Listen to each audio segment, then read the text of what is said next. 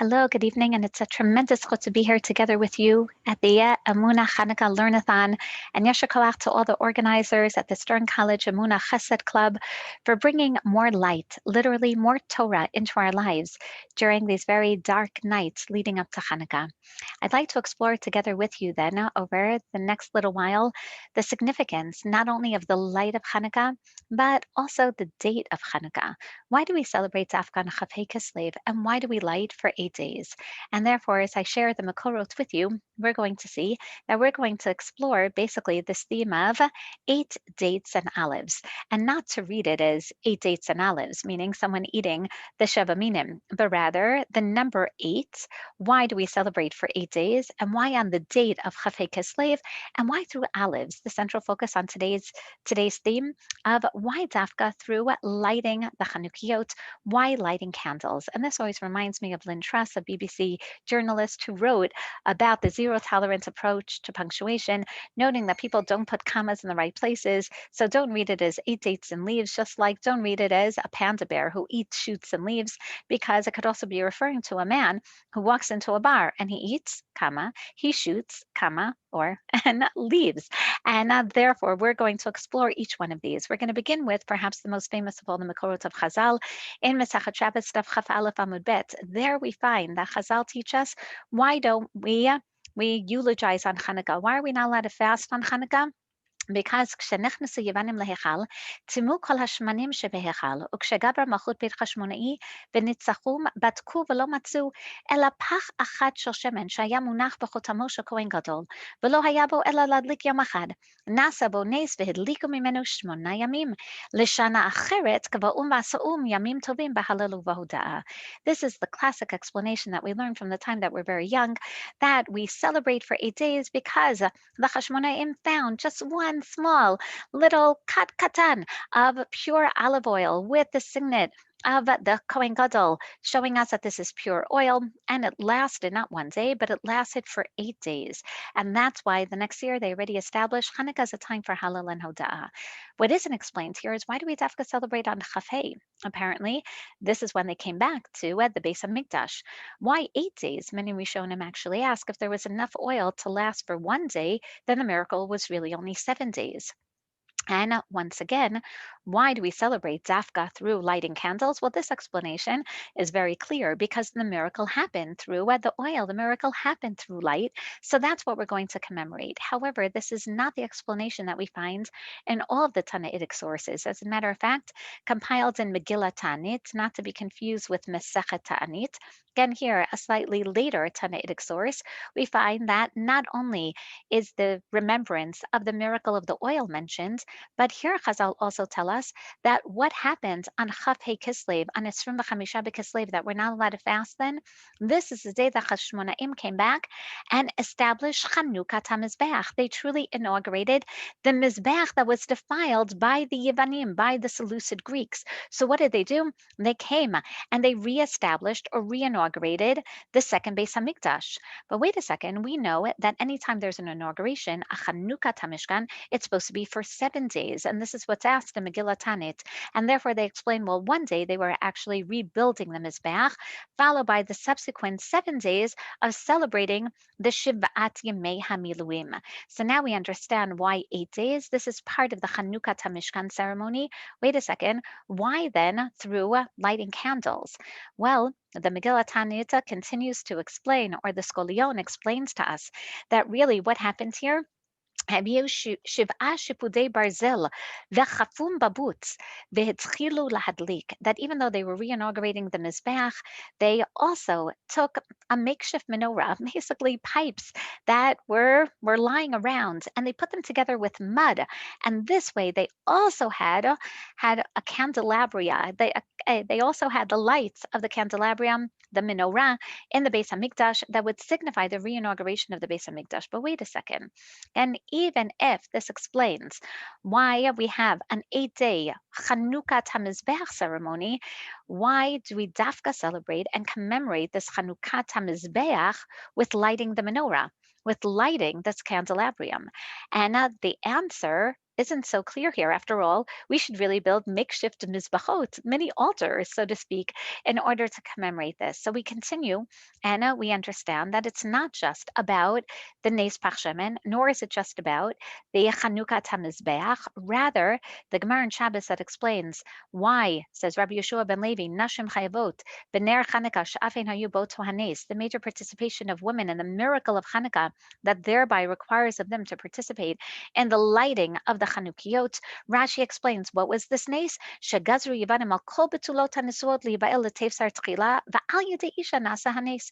Not only were we also included in the horrific zerot of the Greeks, but an isha, referring to Yehudit, who was, as we know, brave like Yael, who decapitated the head of Sisera, while Yehuda did the same to Halifornos. And therefore, the Nes then is not focusing on reinaugurating the Mikdash, nor is it focusing on the Nes Pachshemen. What is the Nes that requires women to light the Nerot of Hanukkah? Because women were part of the military victory. And to underscore this point, this is exactly what we recite in our tefillot. This is what we say, Al Hanisim, V'al HaPorkan, V'al HaGvurot, V'al HaTshuot, V'al HaMilchamot,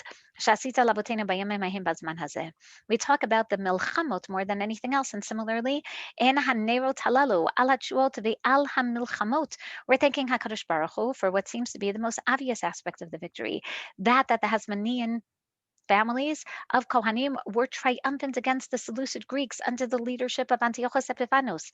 And therefore, we have three explanations so far. But wait a second, if it's a menorah that we commemorate, we light the menorah, what does this have to do with the milchama?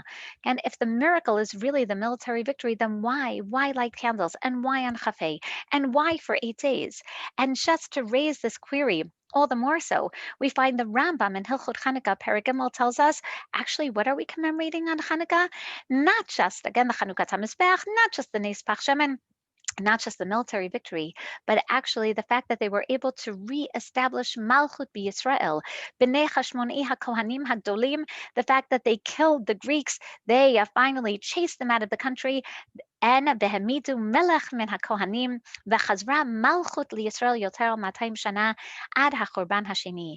The Rambam explains that what we celebrate on the Hanukkah is the reestablishment of autonomy. Sovereignty had been stripped from the Jewish people, leading to terrible, harsh decrees against our religion. And therefore, we re-celebrate the establishment of Jewish sovereignty in Eretz Yisrael on Hanukkah. A beautiful explanation, even though we know that the last 200 years of a Jewish dynasty of Malchut in Israel was very corrupt. The Rambam says, yes, but Jewish leadership is better than no leadership. Definitely a message that we have to internalize today. And I mean literally today with everything that's going on in the Israeli Knesset. But as we continue, we're still a little confused. Why then, according to the Rambam, why would we commemorate the reestablishment of Jewish monarchy through lighting candles? And why on Chafei?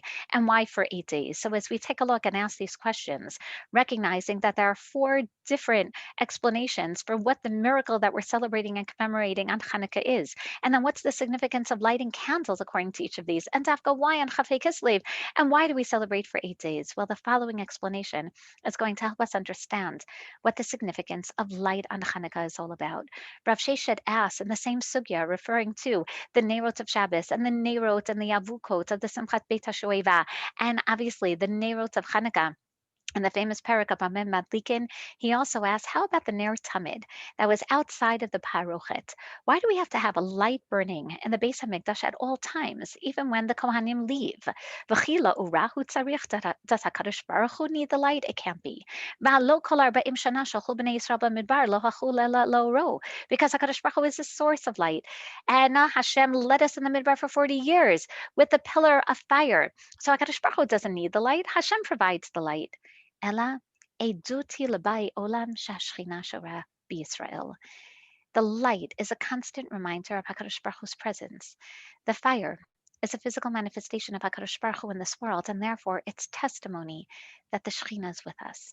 And therefore, if we understand this idea of Rav Sheshet, then in fact we understand why we light candles to commemorate every aspect of the miracle. As the Maharal explains, he says, Chazal and Mesachat Shabbos, they know as well that the ikar of the celebration of Hanukkah was the nitzachon, the military victory that ultimately led to reestablishing, reinaugurating the Mikdash. It led to lighting the Nerot of the menorah of the Beis HaMikdash. It led to the reestablishment of monarchy in Am Yisrael. But why celebrate then Dafka, especially a military victory with lighting candles? He says, in order to show, "Rak shelo haya nireh shehaya kan nitzachon hazeh al yedei nes she'asa zeh Hashem yitbarach, v'lo haya zeh mikocham ugvuratam," lest people think, "Kochi va'otzem yad yasal yatachayil hazeh," lest people sing the pasuk incorrectly, "Mi yamalel gvurot Yisrael," instead of "Mi yamalel gvurot Hashem." Let less people, unfortunately, think after they won this war that they're the ones who were responsible, whether it be the war against the Greeks, whether it be the war of 1948, the war of 1967. And Zafka, then the Hashmonaim came back to the Beis HaMikdash and they said, we're going to light the candles. We're going to bring the Eish, Eiduti Labai Olam Shashchina Shorabi Yisrael, to show that we recognize that we could not have won this war without the Siyata Dishmaya, without the help of HaKadosh Baruch Hu. As simple as that. שידעו שהכל היה בנס מן השם יתברך, וכך המלחמה שהיו מנצחים ישראל היה מן השם יתברך. For them to know and to publicize to everyone else the military victory is because Hashchina shel Rabbi Yisrael, because Hashem in his divine providence enabled us to win this war, enabled us to reestablish monarchy, enabled us to repurify the Beit HaMikdash. And this is exactly what we see. In fact, in the Scholion, in the commentary of Megillat Ta'anit, we know that Chafei Kislev, in fact, was not the date that they won the war. As a matter of fact, we see that already on Gimel Tishrei, Batla has Karam and Hashtarot, on the 3rd of Kislev, they were already in the Beis HaMikdash. They were already getting rid of the Psalim. They were already trying to repurify the Beis HaMikdash from all the pagan influences that had infiltrated into the temple of Hakadosh Baruch Hu, and therefore, again, what we see is that they waited. They waited for Chafei Kislev, which we're going to explore right now, in order to show the celebration of Hashem's presence in their midst. And therefore, when we look now to try to understand, once we appreciate the idea of the manifestation of Hakadosh Baruch Hu's hashkacha in our lives, now why Dafka Chafei Kislev? Not because that's the date of the military victory, but rather that's the anniversary of the Nevuah of Chagai. What is this referring to? When we open up Chagai, one of the Nevi'im who, as we know, prophesied to Am Yisrael at the time of Tkufat Bayit Sheni, the very beginnings again, of the building of the second Beit HaMikdash, one of the Nevi'im of Shivat Zion, prophesying to only 42,360 Jews who had returned under the proclamation of Koresh to Eretz Yisrael to rebuild the Beit HaMikdash. And in fact, they tried, starting 535 BCE, they tried to build the Beit HaMikdash, albeit unsuccessful due to economic issues, political problems, predominantly caused by the Samaritans, the Shomronim up north. And therefore, Haggai comes on the scene just as he sees that they're extremely disillusioned, as he sees that they're not succeeding agriculturally. And Dafka, he comes and he chooses the dates of his Nevuah very particularly. For example, Rosh Chodesh Elul, he comes and he says, you're all wondering why you're not succeeding agriculturally. Well, and you're saying that lo et boet beit Hashem lihibanot, that it's not yet time to build the Beis Hamikdash, but really it's time for you. Ha'it lachem lashevet zvonim bebatichem v'habayit hazeh charev. It's okay for you to live in your comfortable homes, but HaKadosh Baruch Hu's house is destroyed. He says, so get up, because the reason why you haven't been successful agriculturally, the reason why I'm coming to you on Rosh Chodesh Elul, which is harvest season in Eretz Yisrael, is to implore of you to now bring HaKadosh Baruch Hu into your lives. Get up and build the Beis HaMikdash. And in fact, it seems that he's successful, because by Esrim V'Arba'a L'Chodesh Bashishi, Zerubbabel ben Shaltiel, the political leader of these people of Shabbat Zion, Yoshua ben Yotzadak, the Kohen Gadol, are going to lead the people in rebuilding the Beis Hamikdash. But Haggai comes back to them on Chaf Aleph Tishrei, on Hoshana Rabbah, and he says, okay, great, you're doing a great job, but you have to continue. You have to keep on building. And Dafka, he warns them on this fateful day of Hoshana Rabbah, right before the beginnings of the rains. He says, Hashem can still withhold the rains from you if you do not continue to rebuild the Beit HaMikdash. And then he comes to them again, Besrim Varba'ala Chi'i, again, another agriculturally sensitive date. This is a date that he begins to test the Kohanim who have been out of a job for 70 years. And he says, are you ready? Do you remember the halachot of Tumah and tahara, and beyond the conceptual explanation, he's trying to encourage them to make sure that now that there's a Beis Hamikdash, that they're going to be careful in their avodat Hashem. And therefore, he says, make sure that you're also going to build and you're going to continue to observe the halachot of the mikdash, because he chooses this date, because this is the date, as we know, as reflected in different halachot of the bikurim. The Eitz Hazayit lo nasa min hayom hazeh avarech. HaKadosh Baruch Hu can still affect your harvesting of the olives. This is the olive harvesting season. And what date is this that he comes to them and he warns them, make sure that you keep rebuilding the Beit HaMikdash and treating it with respect. He calls this the date Miterem Sum Even El Even Behechal Hashem. This is the day of Yom Yisad Hechal Hashem. This is the ribbon cutting ceremony. This is the day that they're re-inaugurating again the Mikdash, the beginnings of the second Beit HaMikdash. Again, Dafka on this day of Chavdalit Kislev. And then he comes again to Zerubbabel ben Shaltiel on this same day of Chavdalit Kislev, and he says, this isn't just the day of the olive harvest. This isn't just the time that I want you to continue in your spiritual expeditions of rebuilding the Beit HaMikdash. This is also the time for a political initiative and endeavor. This is a time that you have to go out and you have to wage war against the Persians. HaKadosh Baruch Hu says, Ani marisha tashamayim v'ta'aretz, Chavdalit Kislev. This is going to be the day that's going to transform the world powers. So come on, Zerubbabel, get up. And even though the Persians definitely outnumber you, you can do this. And once you do, then you'll know that I've established you as the king, and my signet is upon you. And the significance of the dates of Chaggai's Nevuot then are definitely agriculturally selected.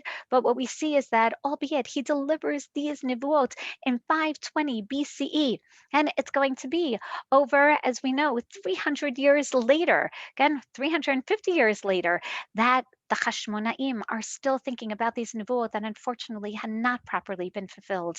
Zerubbabel never went and initiated war against the Persians, and therefore these nevuot reverberate in the hearts and the minds of the Hashmonaim as they get up and they're going to wage war against the huge armies of the Seleucids.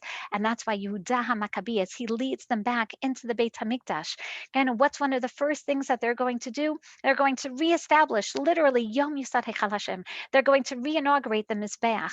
They're going to take apart the Mizbeach that had been defiled on that same date by the Yevanim, and they put it aside. Why? Ad Asher Yakum Navi B'Yisrael Lo Rotam Et Asher Yasun, because they don't know what to do with the stones that were once pure and now defiled by the Greeks. And they're waiting and anticipating that Nevuah is going to be restored after it had ended 300 years earlier with the time period of Haggai and Zechariah. And now we see, why did they choose this day of Chaf Dalid Kislev? Because Chaf Dalid Kislev is a date that they're going to rebuild the Mizbeach and then celebrate, starting Chaf He Kislev, the actual Chanukah Mizbeach. They wanted the Nevuah. They saw themselves as fulfilling this Nevuah of Haggai.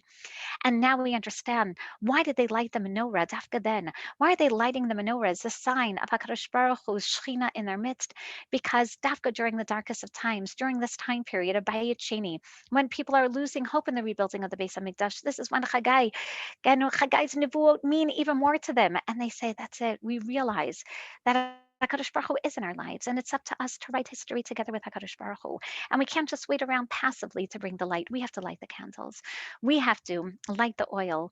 That Nes Pachshemen is proof of what Haggai was saying, that yes, HaKadosh Baruch Hu really is in our midst. Hashem is Bikirbeinu. And therefore, they were trying to show that you can, in fact, bring light in times of darkness. Even during the darkest of times, the Nevuot are there to give us hope and to remind us that they're yet to be fulfilled. And we see this also in a famous idea that Chazal teach us in Gemara Avodah Zarah about Avodah Zarah holidays known as Kalanda and Saturna, that initially was actually a holiday of Adam Harishon, who noticed in the month of Tishrei, again, how from Tishrei to Kislev, the days were becoming shorter and shorter. And he said, woe to me, because of my sin in Gan Eden, the world is getting darker. And soon there's not going to be any more light, and we're going to return to Tohu Vavohu. He thought that the world is going back to Choshech al Pnei Tehom. And Adam Harishon finally overcame his depression. He took upon himself Tanit and Tefillah and Tshuva. But after 8 days, he noticed that the days had indeed begun to lengthen. So, realizing that this is minhago shalolam, he realized not only that this is, okay, the winter solstice, he also realized that there really is such a thing as the possibility of tshuva tefillah and ta'anit having an effect. And therefore, the next year, as he sees that the days are in fact getting longer after Hanukkah, he established this as a time of celebration. And that's the earliest recognition of these being days of darkness, but days wherein we actually, of our own initiative, can in fact bring light. The Or Zarua, interestingly, offers a very similar explanation with regard to the significance of lights in time of darkness. He says as well, what's the reason for Hanukkah? Rabbi Yehuda ben Yitzchak explained that the miracle of the oil remained kindled for 8 days because they were occupied with, in fact, Chanukat HaMizbeach. They were sanctifying all of the different vessels, as stated in Megillat Ta'anit. So they could have prepared the oil, but they were making their own mitzvot. They were thereby creating, if you think about it, really the miracle. They were bringing HaKadosh Baruch Hu into their midst by purifying the various kelim, by building the Mizbeach, and therefore they couldn't buy or manufacture other oil. And that's why the miracle occurred, because Am Yisrael was trying to bring HaKadosh Baruch Hu into their lives. That's Chanukah. And they chose Chafhei Kislev to show that they're fulfilling the Nevuah of Haggai, to show that they're bringing light into the darkness, to show that they're going to reestablish monarchy. Monarchy that we also find in Sefer Zechariah is symbolized, as we're going to read this as the Haftorah on Shabbos Chanukah, symbolized by the menorah, as we find today even as the symbol of Jewish sovereignty in the Knesset, a menorah surrounded by Shnei Atzei Zitim, surrounded by two olive trees, with the oil coming and dripping straight into this menorah. And this is exactly what Am Yisrael, what the Hashmonaim at the time of the Mikdash wanted to show. They wanted to show that they can bring the light, they can reestablish monarchy, they can re-sanctify the Beis Hamikdash. Yes, they can, because they're bringing the light, because they realize that Hakadosh Baruch Hu is in our midst. And what does this menorah symbolize? Why does the menorah symbolize political power and sovereignty? In order to teach us, lo b'chayil, v'lo b'koach, ki yimruchi hamar Hashem tzvakot. The symbol of Am Yisrael is not any military artillery. The symbol of Am Yisrael is not any power of strength. It's the power of HaKadosh Baruch Hu. It's the power of light. It's the power of the manifestation of Shekhinah in every aspect of our lives, individually and definitely nationally. So now we understand the menorah, the lighting of light, symbolizes the presence of the Shekhinah that allows for the military victory, that allows for Chanukat HaMizbeach, that allows for the reestablishment of monarchy. And then why light? That is the symbol of HaKadosh Baruch Hu. Why 8 days? 8 days, because they were first reestablishing the Mikdash through the Mizbeach and then celebrating for 7 days. But in Sefer HaMaccabim, we also find that they were celebrating Sukkot at the time of Hanukkah. When they first came back, Gimel Tishrei, into at the completely defiled temple that the Seleucids had turned and transformed into a pagan temple. That's when Yehuda Maccabi said, well, we couldn't really celebrate Sukkot time. So now he tells them, celebrate V'yachogu chag laHashem shmonat yamim ki mecha kasukot. And with all the parallels of Chag HaSukkot, whether it be that this is also when Shalom HaMelech inaugurated the first Beis HaMikdash, or as the Rambam teaches us based on the Mishnayot, that we can bring Bikurim all the way through the time period of Hanukkah, just like on Sukkot, albeit we don't necessarily recite the proclamation of Arami Oved Avi. We also say in the Tosefta that Sukkot for 8 days, the same 8 days that we would say Hallel, we say Hallel on the 8 days of Hanukkah, but we also had light. 8 days at the Simchas Beis HaShoeva. Every night, avukot shel or, gymnastics and torches. The Tosefta teaches us that the Pirchei Kohanim would go and they would have to pour in literally gallons and gallons of oil in order to make sure that the Azarah of the Beit HaMikdash would stay ablaze with light. Even during the night, during the darkest of times, we remember that the Shekhinah is in our midst. The Sfat Emet tells us that this is why Chanukah, just like Sukkot, is a time of Hitchachut Hashanah. We bring the light back into our lives. Remember that intensity that we felt on Yamim Noraim? Well, now we can relive it at this time period of Chanukah. The recognition that when things seem so dark, when a corona keeps us away from the base medrash in Stern, when it keeps us away from learning Torah with our friends, when it keeps us worried about our family, our relatives, we light the Chanukiah. We light these candles to remember, wait a second, HaKadosh Baruch Hu is in our midst, and Hashem has assured us that we are going to be reestablished.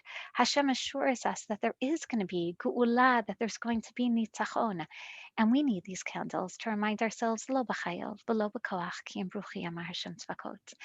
It's not going to take a vaccine. It's going to take Shechinat Hashem to restore the light in our lives. And that's why we don't just call Chanukah, Chanukah. Josephus tells us that actually already during the time of the second Beit HaMikdash, they started calling it Chag Urim. They started calling it the Festival of Lights. Why? Because they recognize that sovereignty. They recognized that the reestablishment of the Beit HaMikdash, they recognized that even when things seem so gloomy, seem so dark, our hopes, our nevuot, reverberate. They remind us that there is light in our lives, and we always have that opportunity to do whatever in our power to make sure that those nivuot are fulfilled, to make sure that we recognize the presence of the Shekhinah, because if we do, then the miracles can happen. Chag Urim Sameach to all of you.